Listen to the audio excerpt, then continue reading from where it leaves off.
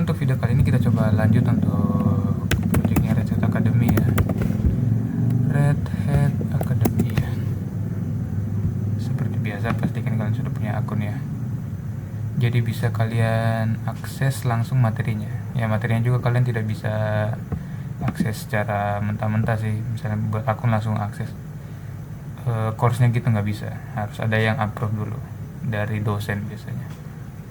Saya pernah jelaskan sebelumnya ya. Ini kita langsung aja.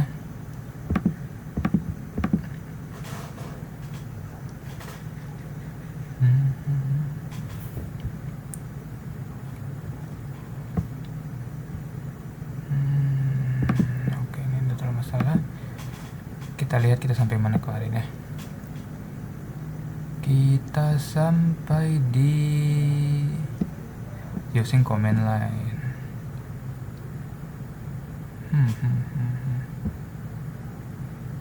Oke, bolehlah kita cobain. Jadi di sini kita ditugaskan untuk menggunakan command line hostname ya. Oke, coba kita jalankan dulu ya.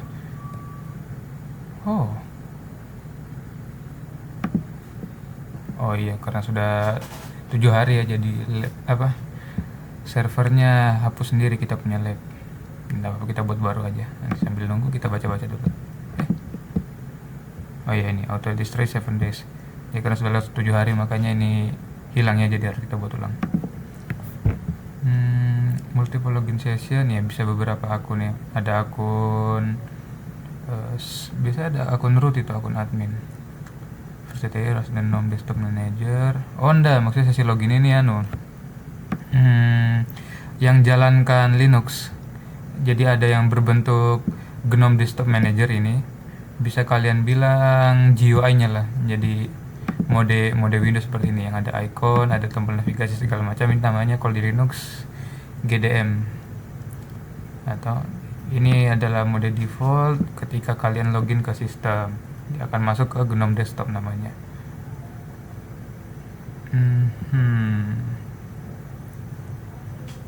Nah, ini yang kedua ada text only console. Nanti dia bentuknya tuh kayak full terminal gitu. Jadi misal kalau kalian kan tinggal kalian seret di trackpad 3 jari ke atas. Nih ada kayak begini. Ini ada desktop utama, di sini ada desktop kedua. Jadi dia tuh jalan kayak begini nih kalau di Linux. Jadi yang pertama ini kayak desktop Windows yang ada GUI-nya begini lengkap, ada icon, tombol, Windows segala macam. Tapi kalau di Linux tuh desktop 2-nya dia untuk yang mode terminal. Jadi nanti cuma kayak teks doang gitu. Itu nanti coba ya kita lihat. Betul, kalau kalian kelihatan nggak ya?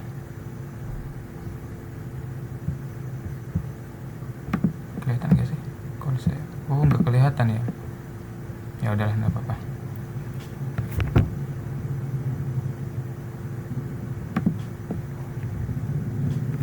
Ini sambil kita baca aja kalau gitu. Nah ya, untuk aksesnya nanti tuh Windows sebelah kita pakai Ctrl Alt F3. Bisa kalian klik juga di keyboardnya kalian nanti kalau sudah akses di virtual mesinnya. Tapi sudah jalan atau belum? Oh, lagi building, sedikit lagi nih.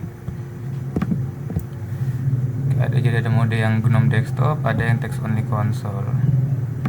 Untuk pakai desktop session, console session does not login self after inactivity period. Oh iya, jadi terminal itu dia tidak bisa close sendiri ya kalau misalnya kita ganti window. Jadi untuk matikannya kita harus tulis exit. Bisa tukar-tukar, ini ada F1, ada F2, ada F3. Ini F1 ini untuk kembali ke GDM. Biasanya kalau saya tekan sih kembalinya ke lock screen ya. Jadi kita harus login ulang. Ini Ctrl Alt F2 untuk kembali ke desktop yang GNOME desktop ini. Yang ketiga itu Ctrl F3 untuk ke text only console. Yang gitulah. Terminal memang paling populer karena dia tidak terlalu banyak makan memori. Apalagi di akses secara virtual, Linux terminal memang paling bagus. Jadi minim delay lah, karena tidak banyak yang di load, tidak perlu load icon, cuma load text doang. Ada beberapa komen yang bisa kita pakai. seperti contohnya ini untuk memanggil nama dari apa ini? Nama dari apa ini? Oh, nama hostname itu nama mesinnya ya. Jadi misal kalau kayak di Asus kan bisa ada di about itu. Biasanya kan ada di sini kita punya tuh kan. Nah, ini nih, ini kayak tipenya gini nih. Ini nama mesin, mungkin ini yang dipanggil kalau di Linux ya. Tapi karena dia berbasis server, makanya itu bentuknya kayak link gini ya. Oke. Ada ID juga untuk lihat daftar ID. Oke. Ayolah, kita peragakan langsung saja kalau begitu. Oke, sudah bisa. Ini kita open konsol aja. Sekalian itu kita cek lagi apakah kita disuruh jalankan lab. Oh, enggak perlu jalankan lab ya, langsung kita start aja. Ini seperti biasa di sini sebelumnya kemarin seandainya itu student. Buka ini jangan sampai salah tulis. Oke, udah benar, tekan enter.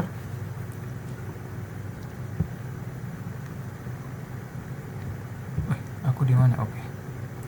Nah, kalau sudah di sini, kalian pencet aja di keyboardnya kalian. Apa tadi? Ctrl Alt ya. Ctrl Alt. Oh iya. Ctrl Alt F2. Ctrl Alt F2. Enggak. F2 itu untuk kembali ke sini. Jadi kalau untuk kita masuk ke terminal kita tekan Ctrl Alt F3. Oke. Oh ya, tapi kalau kalian misalnya habis pindah window supaya kalian bisa dapat respon dari sini ya, kalian klik satu kali aja begini untuk mancing supaya dia input dari keyboard bisa masuk lah ke virtual machine-nya. Jadi kalian pancing, klik dulu satu kali baru tekan Ctrl Alt F3. Oh, kalau yang ada di keyboardnya function lock, misalnya kalau nggak bisa Fn3 Fn F3 maksudnya. Jadi kalian tekan sama-sama Ctrl Alt tombol Fn plus F3, jadi 4 tombol yang ditekan. Nah, itu kan baru bisa. Agak ribet memang, tapi ya tampilannya akan seperti ini. Terus kita disuruh untuk cari hostname kapan. Coba kita langsung aja ya. Oh, enggak, disuruh login dulu. Kita pakai akun student aja tadi, student. Passwordnya student juga. Oh ya, kalau password ini nggak kelihatan apa-apa ya kalau kalian ketik, tapi ini aslinya ada kok. Jadi kalau kalian rasa ketiknya udah benar, langsung tekan enter aja langsung. Nah, di sini, ini baru kita login. Kelihatan sudah login kalau sudah ada tulisan kayak begini nih, yang student air workstation bla bla bla. Ini nama user ini sama nama mesin.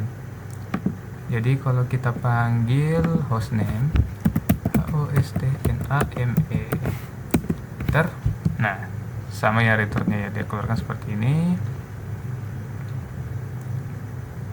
Ini nama domain sama short name. Ini juga bisa kita pakai function arrow ya untuk panggil yang sudah sebelumnya kita ketik. Jadi nggak perlu kita ketik ulang. Hostname S. Oh, case sensitif ternyata, nggak boleh pakai S besar. Pakai S kecil aja. Nah, kayak begitu. Sabar, kita klik dulu biar enak ya. Jadi, nih, jangan huruf besar, huruf kecil ya. Untuk kalau hostname S begini, kalau hostname D dia muncul begini. Jadi ini nama lengkapnya, nama domain, yang ini nama simple. Terus kita bisa cek ID untuk daftar ID per user. Kita tulis ID. Di sini bisa kita lihat user yang kita pakai itu UID-nya 1000, grupnya cuma satu yang di grup student, yang lain tidak disetting. Oke. Ya, tentukanlah informasi pengguna ID-nya berapa begitu. Selanjutnya, oh iya, kalau kita misal mau tampilkan masing-masing saja, misal ID untuk tampilkan kode UID-nya aja. Jadi dia akan, kalau kita sebut IDU begitu, dia akan tampilkan UID saja. Ini kan UID sama dengan 1000. Ini kalau kita sebut tanpa parameter user, dia akan ambil ID dari akun yang sedang kita pakai. Kalau kita mau lihat ID akun lain, kita harus sebutkan dengan nama akunnya. Ini seperti ini, ID UDevOps tadi ya, ID UDevOps. Nah ini kan akun lain, jadi kita harus sebutkan nama akun yang mau kita cek. Di sini ID-nya 1001. Kalau kalian tidak tahu misalnya sebuah komen itu gunanya apa, kalian bisa gunakan help. Jadi misalnya ini ID, kalau misalnya kita tidak tahu gunanya ini apa ID nih bang, bisa kalian tulis begini untuk cek daftar perintah yang bisa digunakan di ID ini. Nih, usage ID option user. Jadi cara penggunaannya itu kita sebut ID, terus kita sebut apa yang kita mau buat dengan ID ini. Targetnya itu ini user. Nah yang seperti ini kan ID, kita mau lihat user ID tadi ya, maka kita sebut garis tengah U. Targetnya adalah DevOps, jadi kita mau lihat U ini dari DevOps gitu. ID, fungsi, sama target, gitu aja. Bisa kalian lihat polanya dari sini nih. Ini titik-titik maksudnya bisa kalian masukkan beberapa sekaligus ya. Jadi misal kalau kalian mau lihat selain U, misal U, R, N, jadi U spasi R spasi N gitu bisa beberapa function sekaligus. Untuk user juga sama, bisa beberapa user sekaligus. Jadi nggak terbatas untuk satu perintah satu target gitu, enggak. Oke, yang selanjutnya ini untuk tampilkan tanggal sih, date time date.ctl, date time date.ctl. Ini tampilkan waktu secara singkat, ini waktu yang lengkap ya. Bagus sih, ini ada waktu UTC ya, jadi kita bisa lihat waktu UTC itu berapa.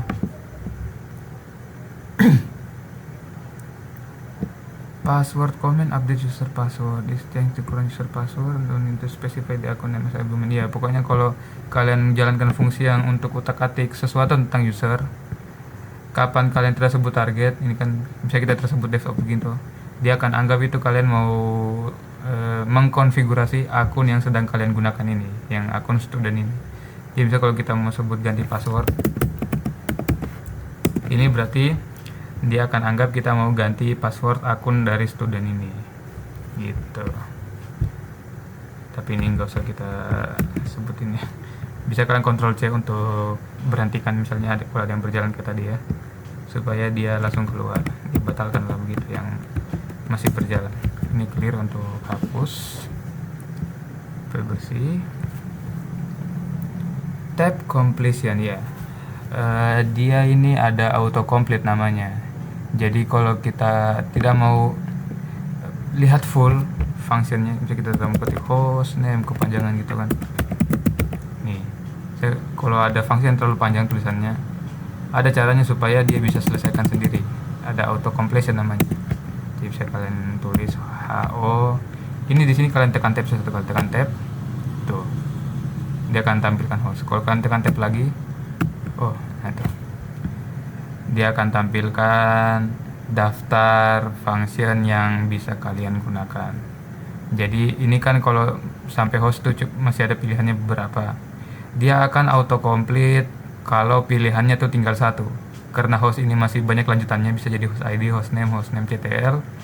Kita harus spesifik ke satu pilihan supaya dia bisa selesaikan. Jadi misalnya kita tulis host N, kita tab lagi satu kali, nah gitu, baru dia bisa ke hostname. Tapi karena hostname masih ada lanjutannya hostname CTL, kalau kita tab dua kali, nah ini ada pilihannya. Jadi misalnya kalau kita lihat hostname C, tab satu kali, nah ini kalau kita tab berkali-kali nih tuh masih banyak lanjutannya, tapi tidak apa-apa. Jadi kalau kalian mau auto complete, tab satu kali aja udah cukup. Kayak gini, host, tab satu kali, nah itu bisa langsung enter ini. Kalau tab dua kali itu kalian untuk lihat daftar komen yang mirip-mirip dengan ini.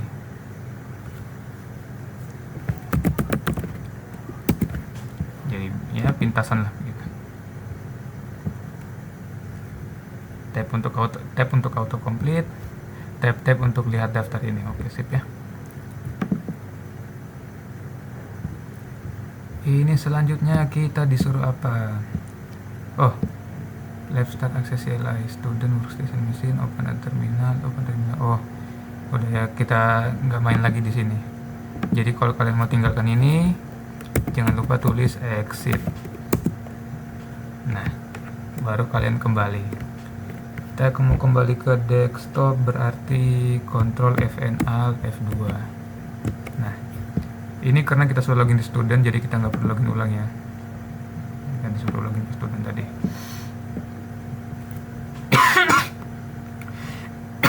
Sorry. Di sini kita main di terminal bawaan dari desktopnya langsung, tidak perlu kita ke mode yang full layar kayak tadi. Disuruh start lab start CLI. Sip. Di sini kita disuruh tulis who.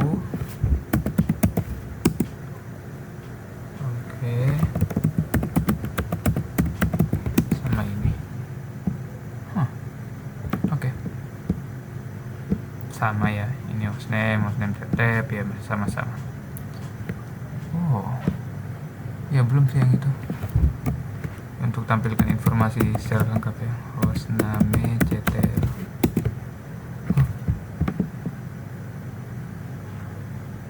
Lah,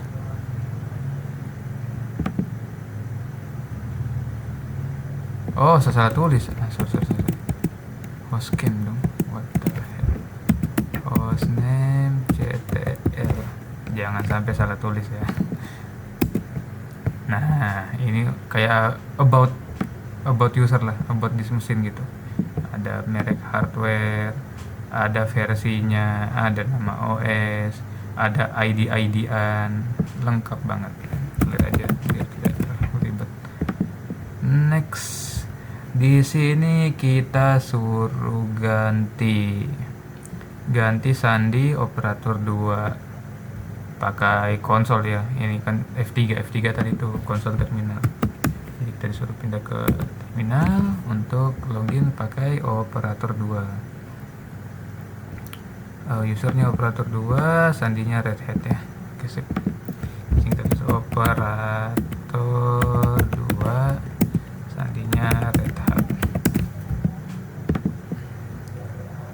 Untuk ganti sandi tadi bisa kita lihat dulu ya cara ganti sandi bagaimana tadi. Nih, keep token, delete log, unlock expire for status ID. Oke, sip.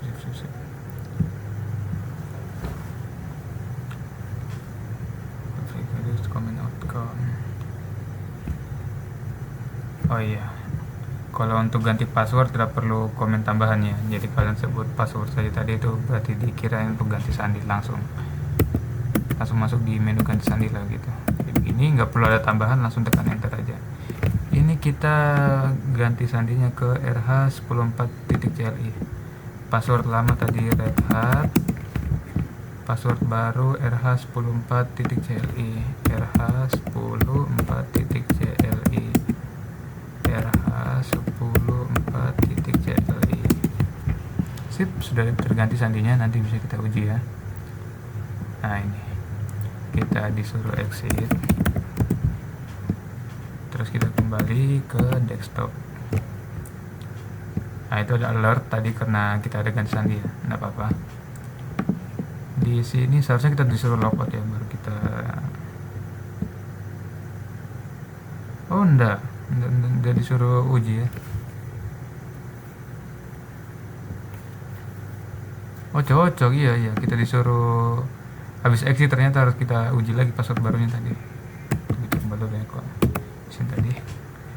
Coba kita masukkan operator 2, sandi lamanya misalnya kita coba apakah sudah ganti. Kita masukkan Red Hat. Oh tidak mau, berarti sudah terganti sandinya, rh14.cli. Enter. Salah. Sabar. Nama user dulu, ternyata ada ulang dari minta nama user.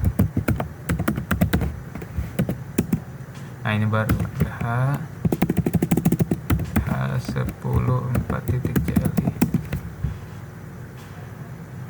Oh, kalau Kalau ada yang gagal login dikasih tahu loh, luar biasa banget. Oke ya, berarti udah terganti sandinya. Ini sudah berhasil kita login. Ini kelihatan nih, operator 2 workstation. Kalau sudah kelihatan begini berarti kita sudah login. Kita keluar aja. Nah, kita finish dulu. Kita tutup dulu labnya ini supaya bisa ditandai kalau sudah selesai. Nah, ini tinggal kita ganti jadi finish. Ting. Oke, kita sudah bersihkan. Ini sudah selesai. Yang selanjutnya ini apa? Access Linux desktop and enter standard user using Linux negative information. Oke. As the student user, use the lab command to prepare your environment. Ensure all required resources are available.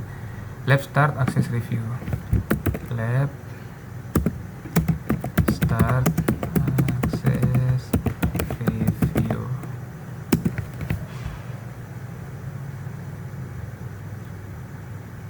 Oke, belum main-main juga ya. Sorry. Di sini kita punya beberapa akun. Disuruh untuk update password dari akun tersebut by switching to the account first. On the fourth virtual console, update developer one user password set lab RH 1041. Lah sandinya apa, Cok? Sandinya Red Hat. Mungkin ya. Coba kita cek ya. On the fourth virtual console.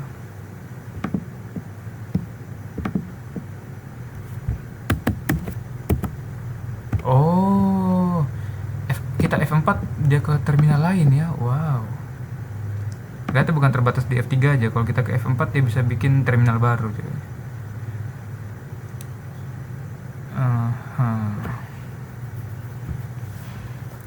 Update di developer 1 user password. Developer 1. Ini Red Hat ya. Oh ya, cocok. Sandinya masih Red Hat. Kita disuruh passwordnya lab 2 diganti password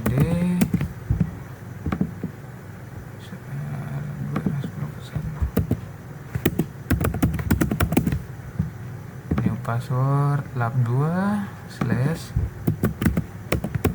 RH104 slash 1 lab slash RH104 slash 1. Waduh. Oh, lab 2 RH104 slash 1 lab 2 slash RH104 slash 1. Oke, sip. Sudah terganti. On the cockpit console. Ini betul nih, sudah tahu kontrol F4. Ini activities. Oh, cockpit itu dia localhost 9090. Tapi emang bisa kita login pakai akun student. Seingatku itu cuma admin yang bisa akses.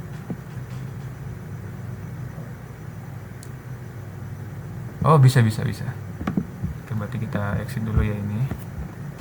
Nggak disuruh exit sih. Tidak apa lah. Yaudah, jangan sampai error Pak. Jangan dulu kita exit paling. Kembali ke cockpit. Terus buka Firefox. Oh ya, cockpit itu ternyata yang di localhost 9090 ini, guys. Waduh, bisa nggak? Kok loadingnya lama banget? Nah, ya. Takut aku. Localhost /2 9090. Enter. Di sini tulisnya kita login pakai developer 2. Sandinya Red Hat. Developer 2 Red Hat. Jangan simpan. Disuruh ganti sandi di accounts developer 2. Accounts. Di manakah itu accounts?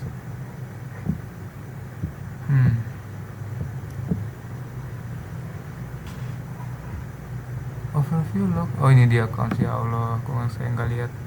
Nah, ini kita masuk ke sini untuk ganti sandi ya.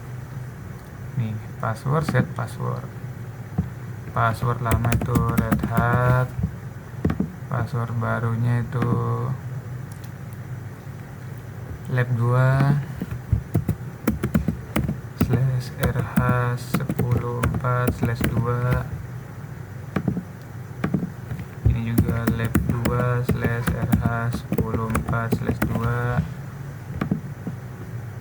Oke, udah terganti. Ini nggak apa-apa, bukan ini denial, bukan gagal ya, nggak apa-apa, ini cuma peringatan aja. Terus logout, enggak logoutnya, logout to login session in the upper right corner, klik logout session. Oh ini logout, terus close the Firefox window. Ya kalau terminal tadi kita disuruh apa ini ya? Apa disuruh exit juga?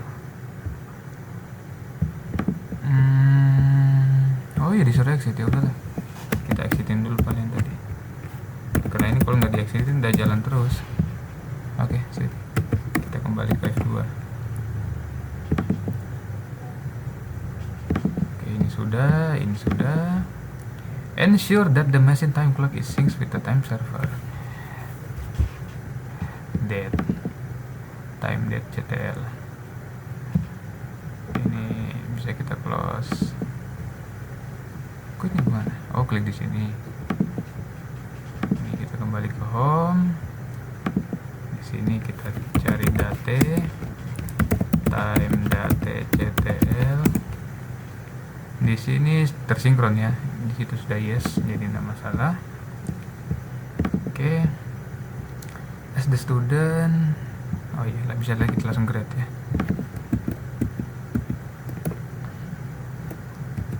Untuk kita finish guys. Grade. Oke, selesai. As the student user. Oke. Sudah pas dua-duanya, bisa kita langsung finish guys. Sorry. I-nya 2. Ya. Oke, selesai ya. Luar biasa banget. Bisa kita lanjut. Summary, Linux support multiple account. Ya, memang bisa pakai beberapa akun sekaligus. Each user has private home directory. Mereka bisa kerja masing-masing di tempatnya sendiri, jadi terpisah dengan user yang lain. Settingannya berbeda, setupnya berbeda, perizinannya juga bisa berbeda ya guys ya. Nih, misalnya contoh root user itu punya akses yang paling tinggi, dia bisa kontrol juga user lain, bisa atur konfigurasi sistem, tapi root ini tidak disarankan untuk pemakaian umum ya, karena kalau kita pakai secara umum terus ada hacker yang masuk ke akunnya kita, karena kita bawaan pakai akun root, udah sih, selama tinggal kalian punya komputer itu yang hack akunnya kalian langsung dapat akses penuh. Jadi setidaknya kalian pakai akun user biasa aja. Jadi misal kalau amit-amit di hack sama orang tidak bertanggung jawab, setidaknya kalian masih bisa amankan, karena akun yang dihack itu tidak punya akses root, cuma akun biasa doang. Oke. Jadi jangan digunakan untuk penggunaan harian kalian. Di beberapa settingan, misalnya Linux virtual seperti ini, tidak semua komputer tuh punya GUI seperti ini ya, tidak punya UI seperti ini. Biasanya tuh bawaan paling cuma terminal toh yang kayak tadi ya, yang kontrol. Nah, kebanyakan tuh server-server kecilan, karena kan gunanya tuh untuk simpan data doang. Jadi untuk memaksimalkan traffic data, penyimpanannya juga dimaksimalkan, performanya dimaksimalkan, dikorbankanlah GUI-nya, diganti dengan terminal seperti ini supaya lebih ringan lah memorinya.